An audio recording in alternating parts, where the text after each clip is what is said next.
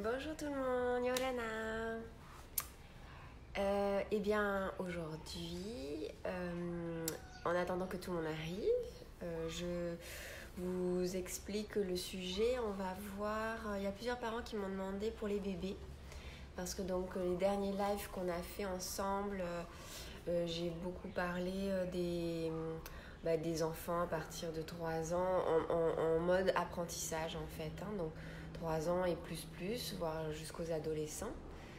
En général, vous avez remarqué, j'essaye d'alterner les notions plus éducatives et puis le jour d'après plus pédagogiques. Donc aujourd'hui, on va plus voir... Et en même temps, non, on va faire les deux aujourd'hui. Étant donné que c'est les bébés, il y a un avion derrière moi. Est-ce que vous m'entendez toujours?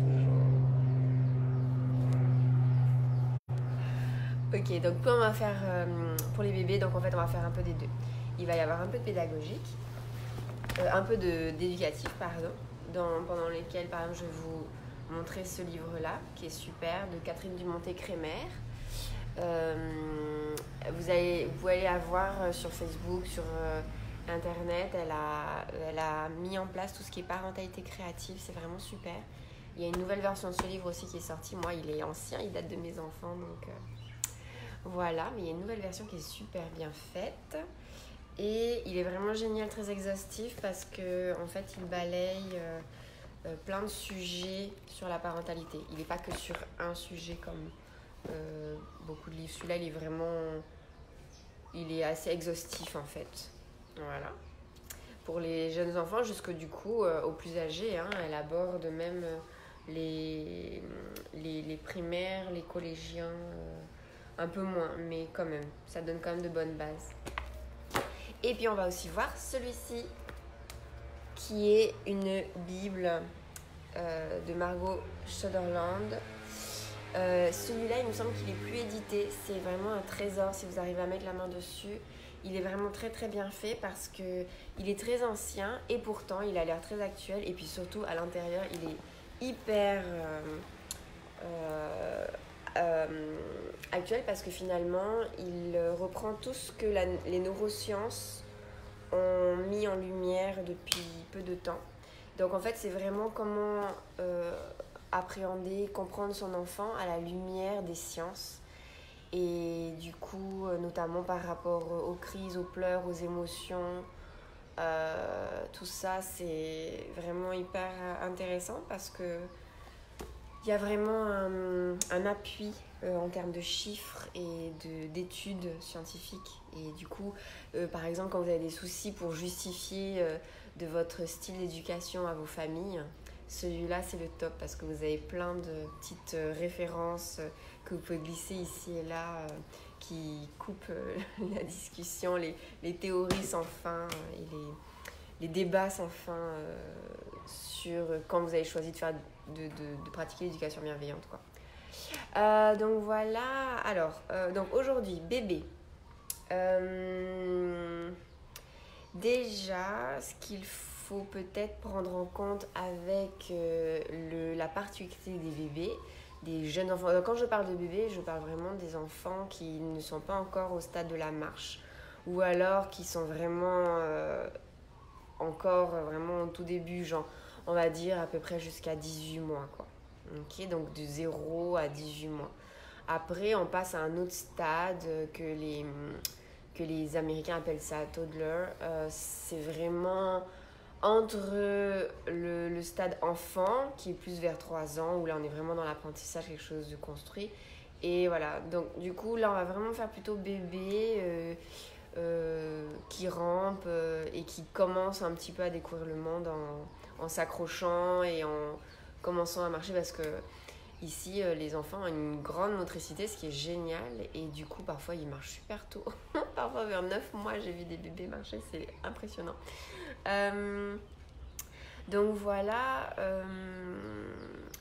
C'est important, je pense qu'on l'a tous fait quand on est parent, jeune parent.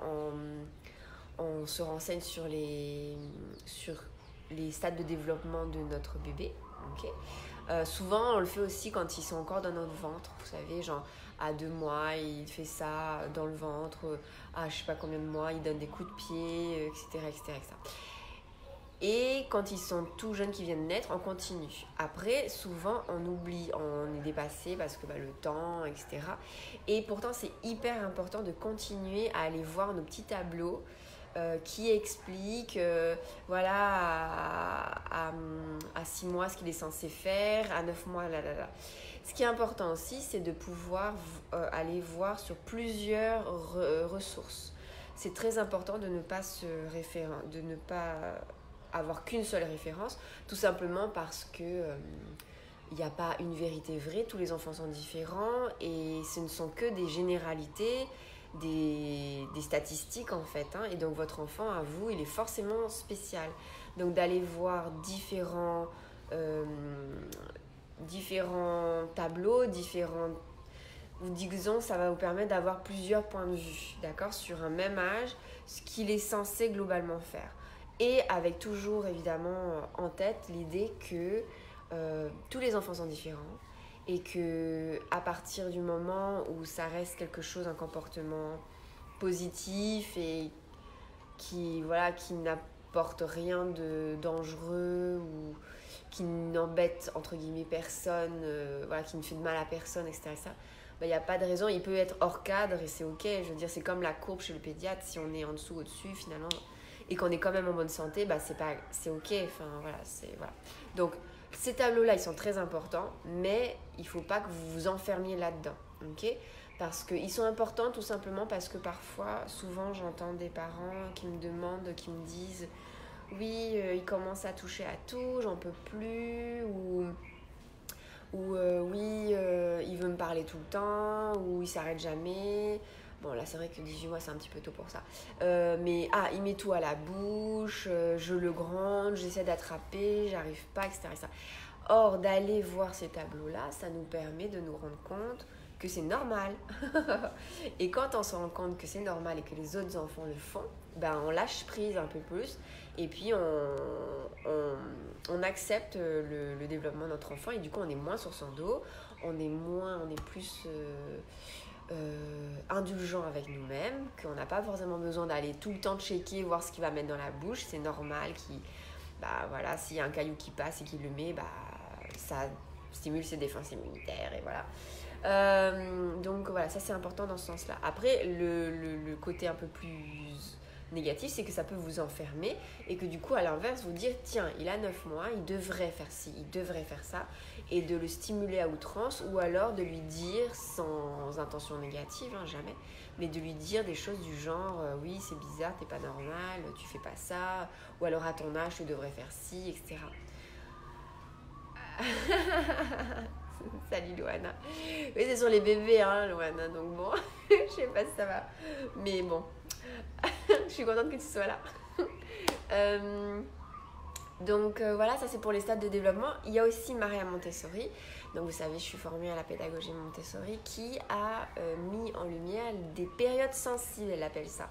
C'est un peu comme les stades de développement de l'enfant, mais c'est plus tourné version apprentissage et c'est plus tourné sur un axe plus psychologique et apprentissage et besoin aussi, besoin des enfants.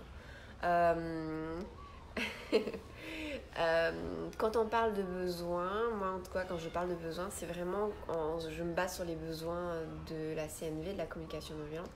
Donc c'est vraiment des besoins profonds qui rassemblent l'humanité avec un grand H en fait, c'est-à-dire qu'on a par exemple tous besoin d'amour, on a besoin d'appartenance, on a besoin d'écoute, voilà, ce genre de choses, ok. Pour les périodes sensibles, par exemple, dans ce livre-là, parce que Catherine Dumontet-Crémer a été aussi éducatrice Montessori, et donc du coup dans son livre, il y a régulièrement des références à cette pédagogie qui est plus qu'une pédagogie. Montessori, c'est une philosophie de vie, une façon de voir son enfant qui est hyper globale finalement. On la réduit beaucoup au matériel, mais en fait, en vrai, c'est tellement plus. Et le matériel n'est que secondaire par rapport à toute la philosophie montessorienne qu'on peut avoir. Donc voilà, ça c'est vous allez voir. Donc, ouais, donc on fait des périodes. Elle parle des périodes sensibles. Donc, grosso modo, il y a des périodes sensibles de 0 à 6 mois. Ensuite, jusqu'à 9. En fait, c'est tous les 3, 3, 3. D'accord ? Après, on est à 18. Après, elle passe à 2 ans. Et ensuite, on passe à 3 ans. Et après, c'est 3, 6 ans. Et 6, 9 ans. Et 9, 12 ans. Et plus. Okay ? C'est des cycles qu'elle a mis... Elle a regroupé, en fait, elle a observé que les enfants avaient à peu près les mêmes besoins pendant ces périodes-là. Et puis, ben voilà, c'est intéressant. Je vais peut-être pas développer maintenant, mais sur Internet, vous cherchez période sensible Maria Montessori et vous allez trouver. Et si vous ne trouvez pas, vous m'envoyez un message comme ça. Je vous envoie ce que j'ai. Un livre super, évidemment, c'est celui directement de Maria Montessori qui s'appelle L'Enfant. Et celui-là, il est vraiment juste exceptionnel quand mes bébés étaient bébés. Ah, ils sont grands maintenant. Il donne vraiment un regard sur l'enfant. Maria Montessori, c'était il y a plus de 100 ans. Et elle avait vraiment un regard de précurseur par rapport à tout ce qui est éducation bienveillante. Vraiment cette considération qu'on a de l'enfant. Parce que étant donné qu'il ne parle pas, ce petit bébé, ben on avait tendance à croire qu'il n'avait rien à dire, qu'il n'avait pas d'émotion, qu'il n'avait pas de besoin, ce genre de choses. Il était juste tributaire de ses parents. Et c'est ses parents qui décidaient de tout. Or, on se rend compte aujourd'hui que les bébés ont beaucoup de choses à dire. Un autre auteur qui est vraiment génial, c'est Aletta Solter. Pareil, les références, je vous les donnerai. Ou alors vous m'envoyez un message si jamais j'oublie. Elle a beaucoup théorisé sur les pleurs des bébés. Donc, on est très étrange dans notre société. On a tendance soit à les laisser pleurer, tout seul, en mode, vous savez, c'est quand on nous dit souvent, oui, il fait des caprices, laisse-le pleurer, ce genre de choses. Ou alors, sinon, quand ils pleurent, eh ben, on a tendance à aller très très vite les réconforter et à leur dire des trucs du genre... ça va, t'inquiète pas, arrête, ça va, c'est pas... tout va bien, ça fait pas mal, t'es grand, etc. Ou quand ils sont tout bébés, ben on va leur mettre tout de suite le biberon, la sucette ou le titi dans la bouche. Bon, il y a un juste milieu entre ces deux trucs.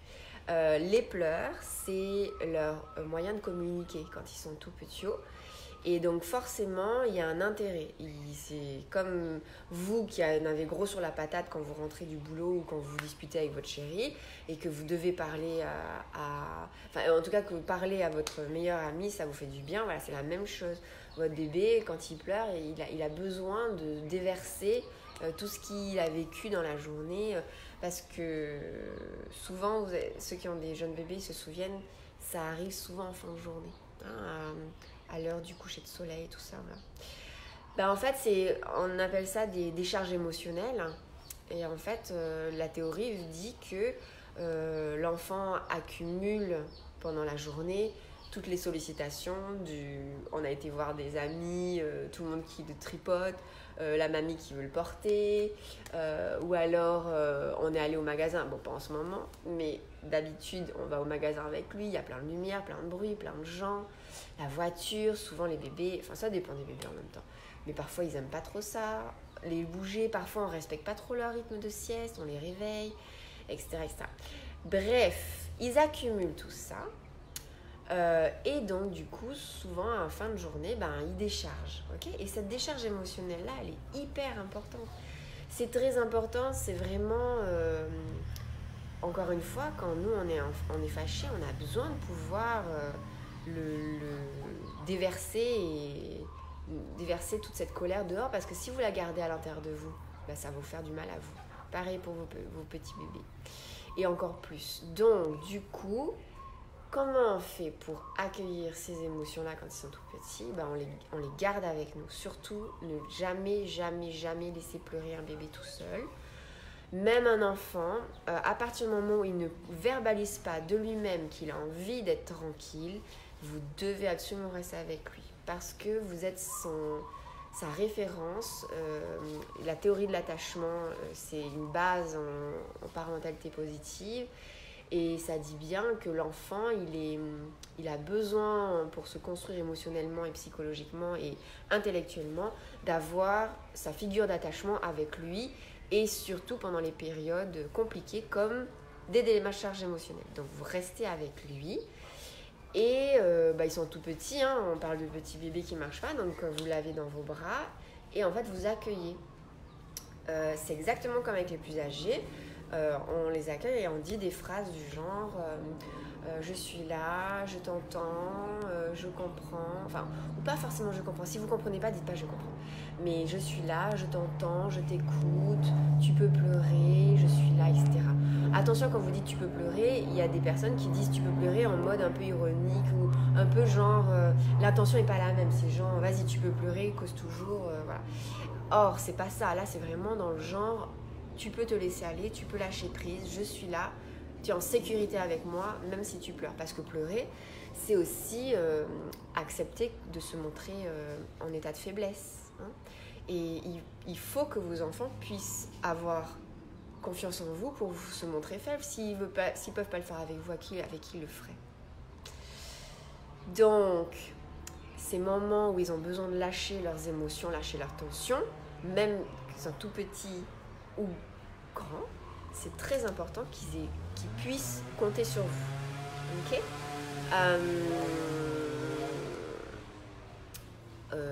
Voilà, ça c'était pour les pleurs. Et donc à l'état solitaire, ce qu'elle dit, c'est que donc il faut pouvoir accepter leurs émotions, leurs pleurs, et ne pas forcément tout de suite vouloir répondre avec, comme je vous ai dit, de la nourriture, le titi mama, tout ça. Parce que sinon, ça crée des bouchons émotionnels et après, ça ressort d'une autre façon avec des comportements inappropriés qui sont difficiles à comprendre pour les parents. Et après, on s'énerve contre eux. On croit qu'ils font des caprices. Les fameux caprices. Même quand ils sont tout petits, j'entends des trucs. Et parfois, les parents qui ne savent pas, hein, je sais, j'ai tellement d'empathie, je me dis, c'est un poison de penser que nos enfants, ils nous manipulent et ils nous veulent du mal, entre guillemets, ils veulent nous embêter, ils veulent prendre le pouvoir sur nous, sur la famille, sur le couple, etc. Je vous en prie, lâchez cette idée-là, ça vous fait du mal à vous, ça vous fait du mal à votre famille, ça vous fait du mal à vos enfants. Aucun enfant n'est capable de faire de caprices avant à peu près 6-7 ans, tout simplement parce que son cerveau il n'est pas assez mature, il n'est pas assez construit pour pouvoir le faire. Pour pouvoir faire un caprice, il faut pouvoir avoir un développement cognitif qui permet d'imaginer une stratégie de manipulation. Déjà, il faut avoir conscience de l'autre. Et les tout petits, ils n'ont pas conscience de vous, ils ont conscience que d'eux. Ils sont le centre du monde quand ils sont bébés. Et après, quand ils grandissent, évidemment, ils commencent à se détacher et à comprendre qu'ils sont des individus différents, séparés, mais quand même, il faut qu'il y ait un développement intellectuel assez conséquent pour pouvoir imaginer qu'ils vont commencer à mentir, à manipuler et à faire des caprices. Enfin, donc vraiment, ôtez-vous cette idée de la tête, ça ne fera que vous... vous engendrez des interprétations du coup qui risquent de vous amener vers des violences éducatives ordinaires. Et ça, les violences éducatives ordinaires, c'est le poison de notre société. C'est ce qui crée toutes les violences du monde.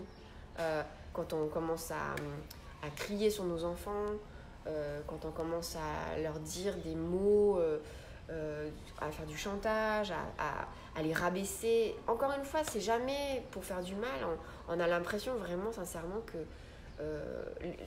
moi, je dis toujours, tous les humains ont toujours des intentions positives. Et encore plus les parents, ils aiment leurs enfants. Okay, vous aimez tous vos enfants, j'aime mes enfants. Et parfois, ça sort. Ça sort parce que soit on ne sait pas, soit parce que on est dépassé par ses émotions et puis on fait tous des erreurs et c'est ok. Le fait est que maintenant que vous savez, on prend ses responsabilités. C'est pareil quand on le sait mais que ça déborde quand même. Ok, on n'a pas besoin de se culpabiliser, c'est fait. Par contre, on prend ses responsabilités. On acte le fait que ça a été fait. Maintenant, on prend la situation et puis on avance. On trouve des solutions. On parle avec ses enfants. on regarde des lives, on lit des livres, on se forme, on se remet en question. Voilà, on prend sa responsabilité et on avance. Ok. Donc, du coup, par rapport aux violences éducatives ordinaires, c'est aussi beaucoup quand ils sont tout bébés, le laisser pleurer tout seul, par exemple, c'est une violence éducative. Et oui, parce que souvent on entend je veux pas qu'il prenne de mauvaises habitudes. Donc, je vais le laisser dans son lit, pleurer, voilà, pour qu'il fasse les nuits, par exemple. Ok, il y a aussi un autre auteur, c'est Bentley, qui a théorisé sur comment endormir les bébés sans pleurs. Et franchement, elle est super et c'est tout à fait possible. Et tout ça, c'est une question de respect du rythme de l'enfant et de besoin. Encore une fois, tout le monde est différent. Donc, le meilleur conseil qu'on ne pourra jamais vous donner, c'est d'écouter votre enfant, en fait. Après, ce qui peut être compliqué, c'est quand on a des impératifs extérieurs. Donc, que ce soit des horaires de boulot ou la famille qui vient donner son avis, des choses comme ça, des parasites extérieurs. Donc, l'idéal, c'est de vous protéger de tout ça et de vous en défaire afin de pouvoir vraiment vous centrer sur votre enfant. C'est votre enfant qui sait ce qu'il y a de mieux pour lui. Et s'il a besoin de se réveiller à 2h du matin, eh ben, acceptons-le. Par contre, c'est important que quand il va dormir à nouveau à 10h du matin, que vous aussi vous dormiez avec lui à 10h du matin. Parce que il va avoir son quota de sommeil en vrai. C'est vous qui n'allez pas l'avoir. Si vous vous empêchez de faire ses nuits à lui, bah forcément, vous n'allez pas faire vos nuits. Enfin, je mélange un peu les pinceaux. En tout cas, il est certain que le plus grand facteur de violence éducative quand les bébés sont tout petits, c'est le manque de sommeil des parents. Le manque de sommeil et le manque de soutien. Ce sont les deux facteurs les plus importants. Donc, dormez. Dès que bébé dort, vous dormez. La lessive, le main et la poussière, ça attendra. Hein. Et franchement, il y a tellement plus important. L'équilibre émotionnel de votre enfant, c'est pour toute la vie. La poussière et la lessive, c'est temporaire. En plus, ça revient tout le temps. Donc, franchement, voilà. Après, il y a des astuces pour diminuer tout ça. Tout ce qui est décroissance va dans ce sens-là. On se facilite la vie aussi en ayant moins de choses, moins de besoins, moins de choses. Mais bon, là, je passe sur un autre sujet.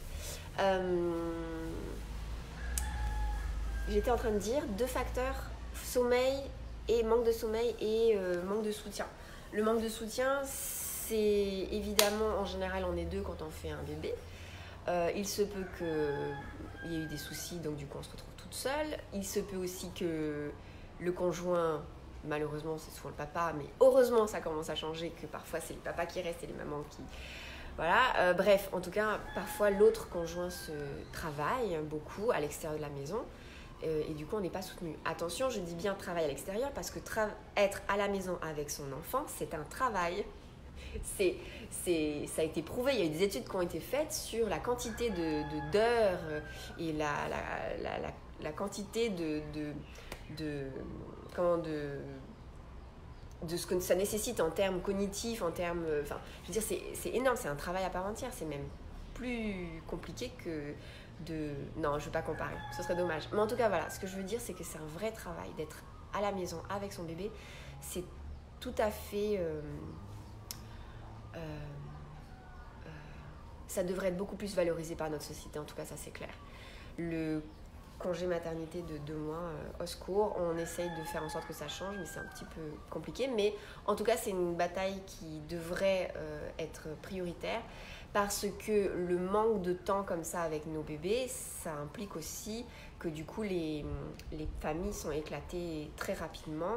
Et du coup, ça engendre violence éducative, malaise de la société, etc. Bon, bref, je m'embarque dans des... Mais tout ça, c'est vrai et on pourrait faire un autre live là-dessus. En tout cas, si jamais vous pouvez faire le choix de rester à la maison avec vos petits, c'est vraiment une grande chance que vous vous offrez à vous et à vos petits. Et je vous assure que c'est tout à fait possible en termes financiers et en termes d'organisation. Faites le calcul, il y a parfois plus d'avantages à rester à la maison en termes d'économie financière que d'aller travailler. Voilà. Et puis alors, là je parle que de la finance, qui est finalement pas du tout le plus important. En termes de... On le voit là pendant le confinement, hein, le fait d'avoir le temps, d'être à son rythme, de ne pas forcément mettre de réveil, de profiter de l'instant présent, d'être avec nos enfants, ça nous permet de connecter beaucoup plus facilement et normalement, théoriquement, ça devrait justement permettre plus facilement de décharge d'émotions, ou quand il y ait moins d'accumulation en tout cas, et que du coup les relations soient apaisées. Si c'est pas le cas, écrivez-moi. Il y a peut-être un truc. Il y a forcément un truc. Voilà, ça c'était pour tout l'aspect éducatif. Il y a encore tellement de choses à dire. Si vous avez des questions, écrivez-moi, dites-moi. Je passe sur tous les sujets d'allaitement, des couches lavables, d'alimentation alternative, de portage, de cododo et tout ça. Je pourrais en parler aussi des heures. Il me semble que c'est pas trop le sujet là tout de suite, puisqu'on est plus dans une optique d'accueil. J'ai fait tout ce qui était accompagnement en mode plus émotion, tout ça. Maintenant, si on parle plus d'apprentissage, l'objectif de tout apprentissage, c'est de rendre nos enfants autonomes. Okay, je dis souvent faire en sorte que nos enfants s'envolent de leur nid de façon sécuritaire. Donc, comment rendre autonome un enfant déjà rien que quand il commence à naître? Eh ben, un exemple concret, par exemple, ça va être de ne pas l'enfermer. Exit à la poubelle les berceaux, les parcs, les poussettes, ça dépend, j'ai envie de dire, ça dépend. Disons qu'il ne faut pas que ce soit utilisé à outrance. Parce que parfois, il y a des familles qui l'utilisent à la maison aussi comme fauteuil et tout. Une poussette, c'est une poussette, c'est un moyen de locomotion, quoi. L'enfant, un matelas. Là, je vous ai emmené un matelas, là. Regardez. Un matelas, ça suffit très largement pour plein de choses. Ça vous permet d'économiser des sous. Et puis en plus, c'est vraiment... ils ont tout ce dont ils ont besoin, en fait, en vrai. Les bébés, comme ça, en fait, en termes de motricité libre. Donc ça, c'est aussi un autre sujet hyper passionnant, la motricité libre. C'est vraiment l'idée de ne pas imposer à nos enfants notre vision de ce qu'ils devraient faire. Et donc, notamment en termes de motricité, les faire s'asseoir, les faire marcher avant l'heure, les faire... enfin, voilà, tout ça. Donc, du coup, le matelas, c'est idéal parce qu'en fait, on le pose. Donc, il est sur le ventre, sur le dos. Et c'est lui-même qui commence à ramper, qui commence à tourner, qui commence à s'asseoir, qui commence... voilà. Et à un moment donné, il va sortir du matelas et c'est ok. Commencez pas à tapisser votre maison de petites dalles en puzzle plastique, là. Je sais, c'est pratique, mais alors... Enfin, déjà, ça coûte cher. Et puis, en termes environnementaux, c'est vraiment pas terrible. Et alors, en termes de sanitaire, les enfants, ils sont dessus, donc ils sentent toutes les particules pétrochimiques et plastiques. Non, c'est vraiment pas une bonne idée. Donc, petit matelas, pratique, que ce soit pour dormir, que ce soit pour jouer, que ce soit pour manger, que ce soit pour tout faire. Franchement, emmenez-le, en plus ça se plie, vous le mettez partout, vous l'emmenez partout, que ce soit au parc, chez mamie, chez papy. C'est tellement beaucoup plus pratique que d'emmener le lit parapluie là. C'est énorme, ces trucs-là, et ça coûte cher. Donc, facilitez-vous la vie. Et je vous assure que votre bébé, il vous remerciera. Que pour le lit, effectivement, c'est pareil. En fait, l'idée aussi, quand ils commencent à crapahuter, c'est que quand ils dorment sur un matelas, au sol, c'est que du coup, quand ils se réveillent, eh ben, ils sont autonomes. Ils ne vont pas vous réveiller. Et ça, c'est pratique quand même. Comme ça, vous pouvez continuer à dormir. Ah oui, mais la sécurité, alors on sécurise l'environnement tout simplement. Moi, quand ils étaient petits, les miens, ils dormaient dans ma chambre, enfin, on était ensemble quoi. Et je fermais la porte de ma chambre. Donc bébé, quand il se réveillait, il était forcément dans ma chambre. Et j'avais fait en sorte que dans ma chambre, il n'y ait rien dangereux, quoi. Après, c'est toujours cool de pouvoir lui laisser des trucs pour qu'il s'occupe. Sinon, il va venir jouer avec vos cheveux. Mais voilà, l'idée, c'est de les laisser autonomes. Ok. Voilà, ça c'est pour le dodo. Enfin, après, il y a tellement de choses. Après, quand il commence à grandir, imaginez-vous. Il y a une super expérience qui a été faite que des adultes qui se mettaient à la hauteur des enfants, donc à genoux, voire à quatre pattes, pendant un certain laps de temps pour que les adultes se rendent compte à quel point l'environnement était vraiment pas favorable pour les enfants. Et c'est vraiment important parce qu'après, nous, on leur reproche de nous solliciter sans arrêt. Mais en vrai, on ne fait pas grand-chose pour qu'ils ne nous sollicitent pas. Et je pense que ce seraient les premiers contents, nos enfants, à se débrouiller par eux-mêmes. D'ailleurs, on s'en plaint aussi de ça après. Donc, nous, parents, parfois, on n'est pas cohérents aussi. Donc, pour en revenir à l'autonomie, par exemple, plein de petits tabourets partout pour qu'ils puissent accéder au robinet, aux poignées, aux interrupteurs. Faire en sorte que la douche soit facilement, qu'ils puissent ouvrir facilement la douche, qu'ils puissent tirer la chasse d'eau tout seul. Donc faites en sorte d'aménager les tabourets de façon à ce que faire la cuisine avec vous. Il y a des tabourets, mais il y a aussi ce qu'on appelle les learning towers qui sont géniales parce qu'en fait c'est un tabouret en mode sécurisé, donc c'est un peu comme avec une espèce de... ça entoure l'enfant et donc du coup il est un peu plus mobile, et donc ça vous pouvez l'acheter d'occasion ou sinon vous pouvez le faire vous-même. Pendant le confinement vous avez plein de temps, vous pouvez le fabriquer, c'est trop cool. Ou sinon moi j'ai fait faire, oui j'étais en mode finante, je l'ai fait faire par un menuisier. Donc voilà, c'était vraiment... En tout cas, il est encore utilisé, que ce soit par mon grand de 10 ans ou ma moins grande de 4 ans, il est encore utilisé, c'est vraiment hyper... c'est génial comme outil. La Learning Tower, ça s'appelle. Voilà, en fait, imaginez-vous à leur taille pour voir de quoi ils auraient besoin pour. Et puis sinon, vous leur demandez, vous les observez aussi. Ouvrez le frigo aussi, faites en sorte qu'ils puissent se servir tout seuls. Il y a des parents, effectivement, qui n'aiment pas se servir tout seuls, qui se servent tout seuls. Alors, il faut vérifier pour quelles raisons vous ne voudriez pas. Est-ce que c'est au niveau environnement, pas à cause du froid? Donc là, je peux l'entendre, mais dans ce cas, on peut discuter avec l'enfant. Est-ce que c'est aussi parfois parce que l'enfant, du coup, il risque de manger n'importe quoi? Mais dans ce cas-là, il suffit de mettre dans les étages où qui sert à sa portée que ce que vous voudriez qu'il mange. Des fruits, des carottes, des trucs comme ça, quoi. Ok? Et après, peu importe s'il mange même en dehors des horaires, parce que si c'est que des fruits et des carottes, après tout, pourquoi pas? En tout cas, c'est mieux que du pain, des biscuits, des céréales et des trucs comme ça. Voilà, il y en a plein des situations comme ça d'autonomie. Et ça, pourquoi je vous en parle? Parce que c'est les apprentissages de la vie. C'est ça, en fait, dont ils ont besoin, nos enfants. La période sensible dont parlait Marie Montessori, on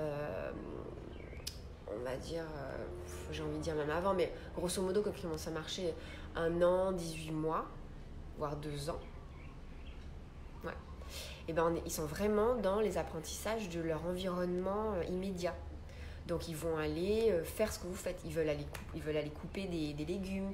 Dans ce cas-là, vous avez des petits couteaux sans dents et ils coupent des bananes. Vous allez couper la carotte qui est compliquée, eux ils coupent des bananes. Et c'est pas grave si c'est pas un plat où il y a des bananes. Ils peuvent les manger quand même, ou alors vous les gardez pour le dessert. En général, ils vont vouloir manger tout de suite. Ils sont, en termes de développement, ils sont pas encore ils sont dans l'immédiateté. Ils vont pas forcément réussir à temporiser. Ou des concombres, ça se coupe facilement les concombres. Trouver des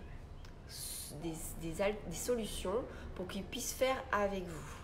Ok, ça c'est vraiment important. Faire la vaisselle, par exemple. Alors oui, nous, on a un objectif propre. C'est pas grave, nous on fait notre vaisselle à nous et vous leur laissez un verre à eux et que vous repasserez derrière. C'est ok. Évitez de laisser couler l'eau par contre quand ils font la vaisselle. Apprenez-leur à faire ça dans une bassine ou un grand bol, une grande casserole, un truc comme ça. Idéalement, si nous aussi on le fait, c'est encore mieux comme ça. On leur montre l'exemple et on préserve la planète avec eux. Quoi d'autre? Il y a plein de choses. Tous les apprentissages de la vie. Dès qu'ils vont voir vous faire un truc, ils voudront le faire. Donc, à vous, parents, de réfléchir à... Ok, ok, il faut être en mode oui en fait.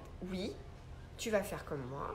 Maintenant, je vais réfléchir là, quel outil, avec quoi, comment, et en me préservant moi. C'est-à-dire que je ne vais pas m'empêcher de faire ce que j'ai prévu, parce que sinon je vais être frustrée. On va le faire ensemble. Voilà. Peut-être un peu plus doucement que si je le faisais tout seul, mais il faut aussi prendre en considération que là, on apprend un truc à notre enfant et c'est notre rôle. On est des parents éducateurs et ça aussi, c'est, comme j'ai dit dans les autres lives, c'est très important de pouvoir se réapproprier notre pouvoir en termes pédagogiques parce que c'est nos enfants et donc du coup, on délègue beaucoup aux garderies, aux écoles, aux nounous, aux profs, etc. C'est dommage parce que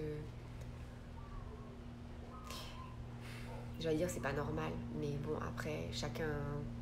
En tout cas, ce qui est certain, c'est que si vous voulez et si vous vous donnez les moyens de le faire, en tout cas là en confinement vous avez les moyens en termes de temps, c'est très important de vous redonner confiance dans le fait que vous êtes tout à fait capable d'apprendre plein de choses à vos enfants et aussi d'apprendre avec eux. Ils nous apprennent beaucoup beaucoup de choses.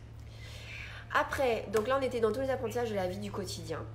Et ensuite, on a des apprentissages plus vraiment péda. Donc là, je vous ai mis, je vous montre un peu le matériel.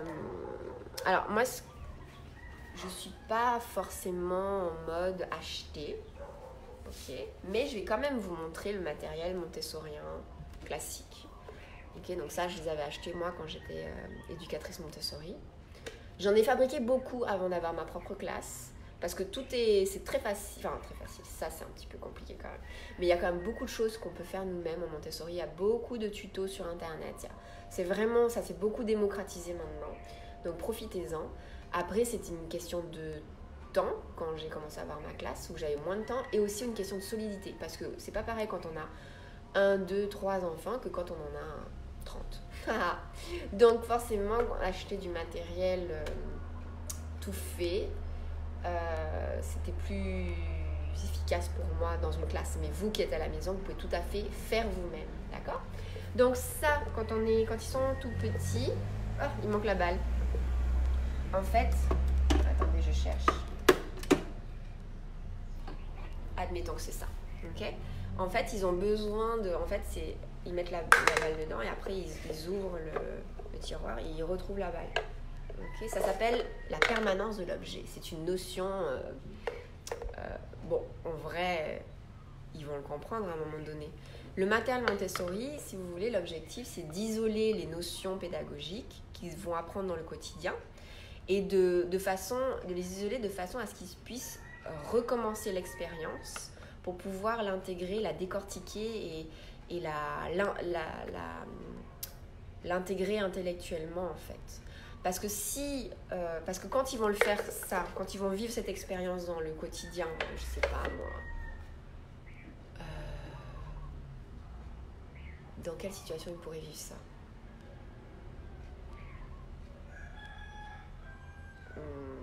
Là, j'ai pas d'idée, je sèche. J'ai envie de dire une clé dans une serrure, pas forcément, parce que ça disparaît pas complètement. Je suis sûre que vous savez. En tout cas. Il y a des... Ok, ça va me revenir. Là, quand je suis on dirait que c'est pas facile d'avoir des idées comme ça. Bref, en tout cas, ils l'apprennent dans le quotidien, ça c'est une chose. Mais après, c'est important de pouvoir leur proposer de façon décontextualisée. Donc du coup, avec un matériel comme ça. Okay, ça permet de peaufiner leurs apprentissages. L'un n'empêche pas l'autre. Si. Ils pourraient ne l'apprendre que dans l'environnement quotidien, ne le faire que de la vie pratique, on appelle ça. Par contre, je déconseille fortement de ne le faire qu'avec du matériel. Parce que du coup, ce n'est pas du tout contextualisé dans la vraie vie. Et là, on perd quelque chose.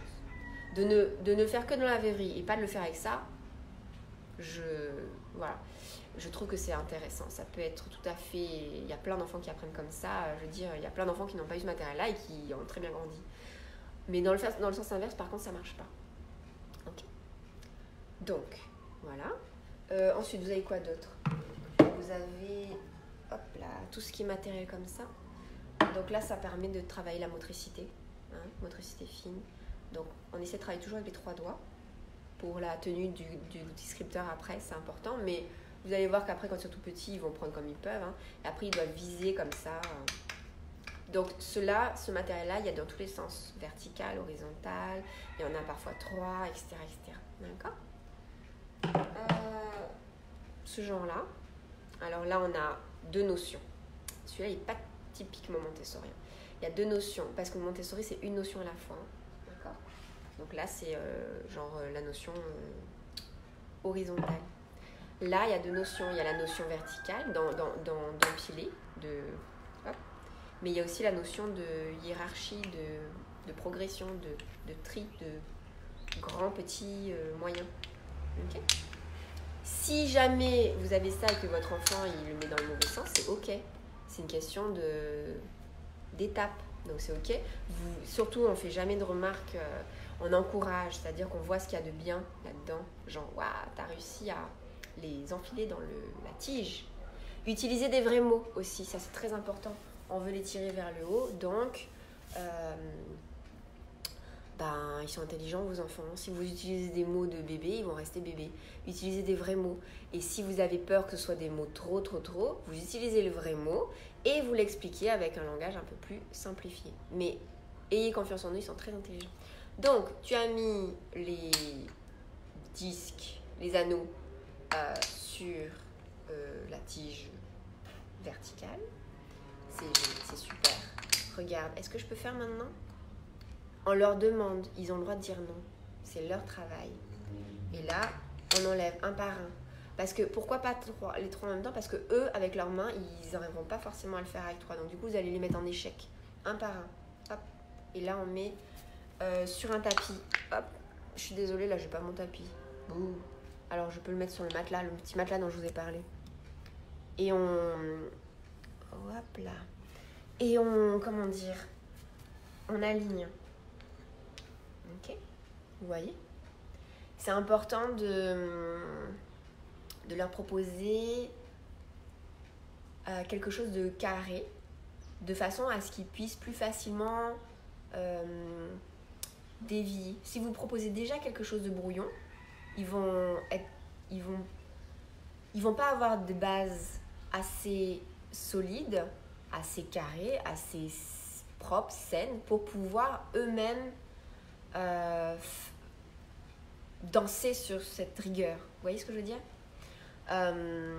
Si par exemple là je suis en mode, quand j'enlève le matériel, je suis en mode hop, et après je prends ça, je manipule ça et ça, c'est vachement brouillon. L'enfant, il a besoin qu'on fasse des gestes décomposés, lents, et qu'on réfléchisse à ce qu'on fait. Ne faites pas un geste inutile parce qu'il va l'intégrer et du coup il va refaire un geste inutile. Donc réfléchissez avant de... Et il y a même, pour ceux qui sont en classe ou pour un matériel plus complexe, vous vous entraînez avant. Comme ça, vous décomposez bien vos gestes et vous ne faites pas de gestes superflus en fait. Donc là, l'idée ce serait par exemple, donc admettons qu'il l'avait mis comme ça. Attendez, je vous le refais depuis le début. Il y a le matériel qui est toujours rangé... je vous ai pas. Le matériel est toujours rangé sur l'étagère d'une façon finie et belle. Ok ? Ça, c'est important. Donc, du coup, sur votre étagère, le matériel va être comme ça. Ensuite, vous lui montrez, j'avais dit ça dans un autre live, la première fois, on fait toujours, nous et l'enfant regarde. C'est un temps d'observation. Ça permet à l'enfant d'intégrer et puis aussi, ça lui apprend la patience. Par contre, évidemment, faites en sorte que votre présentation ne dure pas des plombes, quoi. Sinon, vous les perdez et après, vous allez leur vouloir, alors que non, enfin, je veux dire, c'est normal. Même nous, on s'ennuie quand une présentation est trop longue. Donc, faites en sorte que ce soit assez rapide. Okay ? Mais tout en ayant des gestes lents. je vous dis des trucs bizarres. Alors, attendez. Est-ce que vous voyez ? Voilà. On y va. Ok ?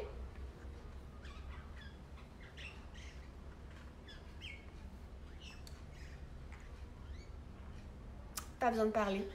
Une présentation montessorienne se fait dans le silence. Parce que si on parle, on pollue l'information. On utilise un autre canal qui est auditif, alors que là, on veut utiliser le visuel. Ok ? Et je termine le travail pour ma présentation, il faut que je finisse, que j'aille jusqu'au bout.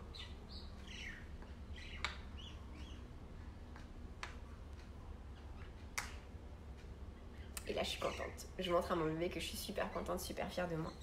Et que c'est beau, waouh. On peut aussi prendre le temps, si vous allez sur YouTube, il y a plein de vidéos de présentation. On peut aussi prendre le temps de faire le contour de la forme, d'observer, de comparer, d'admirer. C'est aussi très en lien avec tout ce qui est pleine conscience et tout ça, tout ça.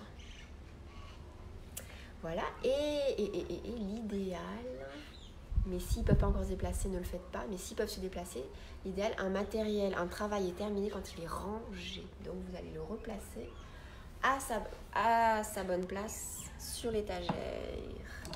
Oups là. Okay. Donc l'idée des étagères, je l'ai décortiquée, j'en ai parlé dans un autre live, donc je ne vais pas le refaire maintenant. Okay. Et puis si vous n'avez pas vu, soit vous cherchez sur ma page, soit vous me dites et puis je vous envoie le lien.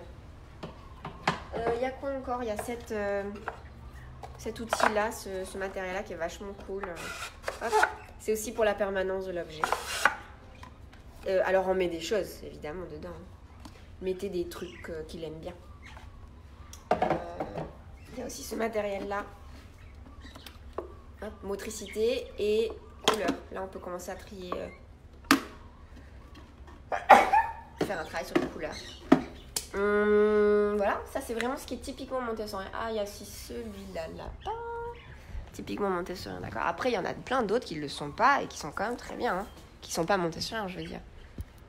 Celui-là est trop cool. Bon, là, on est plutôt sur du 18 mois, voire 2 ans. Ouais, 2 ans plus. Après, ça dépend, vous pouvez proposer, puis c'est votre enfant qui voit. Donc, 3 doigts, et on y va doucement. On commence par le plus gros. Donc, le plus gros devrait être à gauche, toujours de gauche à droite.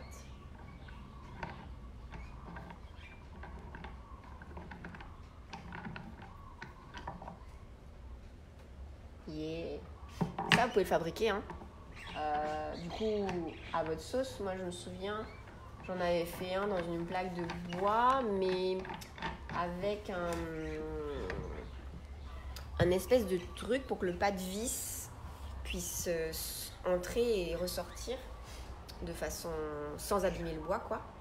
Et j'avais mis avec un tournevis. C'était trop cool. Mon fils adorait. Voilà. Ensuite, celui-là aussi, c'est très montessorien. Ok. On le pose à côté. Les 3.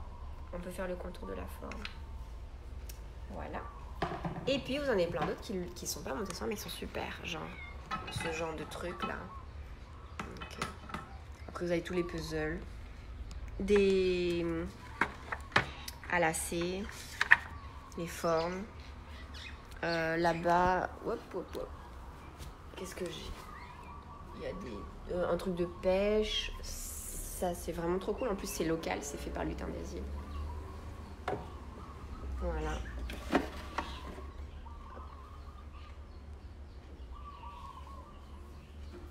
Et voilà. Alors, vous voyez là, par exemple, il faudrait le réaligner. Okay. On fait en sorte que ce soit toujours joli. Vos enfants méritent d'avoir un environnement qui est beau. Et on est les premiers à vouloir à vouloir que leur chambre soit rangée. Donc, faites en sorte que l'environnement dans lequel ils vivent soit rangé. Comme ça, c'est plus cohérent pour eux et ça donne envie de... Vous êtes leur premier modèle, hein, donc si vous êtes ordonné, ils le seront aussi. Voilà, ça c'était au niveau PDA. Alors, très important, donc aussi, même sans matériel, il y a beaucoup d'apprentissage à faire. C'est-à-dire que tout ce qui est chant, jouer, quand ils sont tout bébés qui viennent de naître, vous êtes leur jouet favori. Donc, vous mettez votre visage et vous faites des grimaces et vous faites des sourires. Et vous, ça va vous gaver peut-être très vite, mais en fait, lui, pas du tout. Donc, vous pouvez faire ça pendant des heures et vous allez le voir, ça va le passionner. Tout ce qui est peluche, mais faites attention quand même, vérifiez que la peluche soit ok pour lui, parce qu'il n'a pas conscience que c'est pas un vrai animal, d'accord? Il y a pas de... Donc, Vérifiez, allez-y doucement avec lui, proposez-lui au bébé, et puis vous verrez sa réaction. S'il aime, il aime. S'il n'aime pas, c'est bon, mettez-la dans le placard, ce sera pour plus tard. Marionnette, pareil, marionnette, peluche, c'est la même chose. Hein. Vous n'êtes pas obligé d'avoir votre main dedans, vous pouvez faire aussi des marionnettes avec des peluches. Tout ce qui est chant, ça ils adorent. Tout ce qui est jeu de main, il y en a plein aussi, il y a plein de ressources comme ça sur internet. Pour les tout bébés aussi, il y a tout ce qui est mobile montessorien. Donc ça, c'est pareil, j'ai pas de modèle parce que j'ai plus de bébé. Mais sur internet, vous allez tout de suite les trouver. Alors, vous pouvez les fabriquer vous-même. Il y a tout plein de tutos et tout ça. Et vous allez voir, ils sont très particuliers parce qu'ils sont... C'est des mobiles par période sensible. Et donc, du coup, ils visent des compétences différentes. Et donc, ils sont vraiment cool. Et le premier mobile, il est noir et blanc. Parce qu'on sait que les bébés, au début, ils voient en noir et blanc. Non, ils voient les contrastes. Voilà, ils sont sensibles aux contrastes. Et donc, forcément, si vous lui mettez des images en noir et blanc, ça l'attire beaucoup plus que si vous mettez une image en couleur. Parce qu'il y a plus de contrastes en noir et blanc. Donc, du coup, par exemple, il est sur son petit matelas, là. Vous voyez, là, comme avec moi. Il est allongé. Et sur le côté du matelas, vous mettez un grand miroir. Parce qu'il adore tout ce qui est lumineux. Et il adore voir des visages. Il peut très bien voir le sien. Vous mettez un miroir, un grand, parce que comme ça, peu importe où il sera sur son matelas, il verra quelque chose. Si vous n'avez pas de grand, vous mettez ce que vous avez, et c'est juste que il aura moins de possibilités de se voir, quoi. Et vous pouvez aussi mettre à côté du matelas des petites affichettes, j'avais imprimées en noir et blanc, quoi, à 4. Et après, vous mettez sur son mur, et vous allez voir, il va être obnubilé par, c'est des cercles concentriques, noir et blanc, enfin c'est des formes géométriques quoi, mais il adore. Et donc le fameux mobile, il a ces mêmes couleurs là et ces mêmes formes géométriques. Ensuite vous en avez d'autres avec des couleurs, des dégradés et tout, ils sont vraiment très très beaux. Voilà, donc je vous disais ça parce que je sais plus, mais en tout cas c'est un super outil aussi pour les bébés. Donc après vous revenez sur tout ce qui est chant, jeu de main, son, tout ce qui est sensoriel, tout ce qui touche aux 5 sens. Donc par exemple, vous pouvez le caresser avec une plume, vous pouvez lui chuchoter des choses à l'oreille, vous pouvez mettre de la musique, ça je l'ai déjà dit. Vous pouvez essayer de mettre du froid ou du chaud, mais alors attention, allez-y doucement, encore une fois, il ne faut pas le surprendre, d'accord ? Encore quand ils sont tout petits, ils n'ont pas cette conscience de leur environnement. Donc du coup, ça lui arrive d'un coup sur lui et ça peut être... N'allez pas lui mettre un glaçon sur le ventre sans le prévenir, quoi. Ce serait horrible. Si vous voulez faire un travail sensoriel avec lui, avec un glaçon, vous lui montrez. Vous le laissez toucher doucement.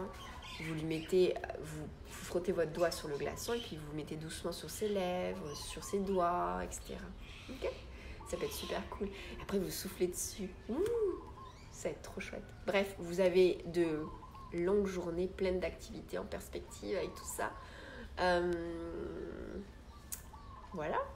Je crois que on a fait pas mal le tour, je pense. Donc, toujours pareil. Si vous avez des questions, vous me dites, vous m'écrivez. Là, par exemple, c'est des parents qui m'ont demandé pour les bébés. J'ai 2-3 parents qui m'ont demandé. Donc, du coup, voilà, hop, on fait un live sur les bébés. Mais si vous avez d'autres questions plus spécifiques sur d'autres âges, sur d'autres domaines pédagogiques, etc., dites-le moi. C'est toujours le plus important, ce qui m'anime à faire ces lives, c'est toujours la même chose, c'est que parents et enfants puissent mieux se comprendre et puissent cohabiter beaucoup plus facilement pendant cette période de confinement et surtout profiter des instants présents parce que c'est malgré le fait que ce soit un drame sanitaire, si on voit le positif, c'est vraiment cette chance qu'on a de pouvoir être avec notre famille et de profiter de cette chance, c'est vraiment important de ne pas transformer ce moment en quelque chose d'horrible où tout le monde se crie dessus et au contraire de transformer cette situation en opportunité pour se recentrer, se retrouver, se reconnecter, s'apprécier à nouveau et reprioriser aussi, revoir ce qu'il y a de réellement important pour nous, qu'est-ce qui nous fait vibrer dans la vie, qu'est-ce qui nous rend heureux pour de vrai. Et c'est pas courir après le temps, ça, j'en suis quasiment sûre. Donc tirer des leçons de ce qu'on vit aujourd'hui avec le confinement et faire des essais aujourd'hui de ce qu'on veut voir continuer demain, quand ce sera fini tout ça. Parce que c'est vraiment important que demain on ne recommence pas nos erreurs du passé, qu'on ne se retrouve pas dans une même rengaine et un même système où on est victime de notre propre malheur. Enfin, je veux dire, encore une fois, prenons nos responsabilités. On se crée nous-mêmes nos propres besoins financiers et en temps, etc. Et on se met tout seul dans des rythmes de vie qui sont pas ce qui nous rend heureux, d'accord ? On le voit aujourd'hui, ce qui nous rend heureux. Donc, moi, mon objectif, c'est de vous permettre d'avoir des outils de communication et pédagogique pour vous enlever ce poids-là, pour que vous puissiez vous recentrer sur les petits humains qui sont avec vous, vous recentrer aussi sur vous, parce que vous avez aussi un petit humain à l'intérieur de vous, on a tous notre enfant intérieur, et c'est très important d'arriver à se recentrer pour qu'on puisse pérenniser ce qui nous rend heureux aujourd'hui pour après. Ok ? Merci à tous d'avoir suivi ce live et je vous dis à demain.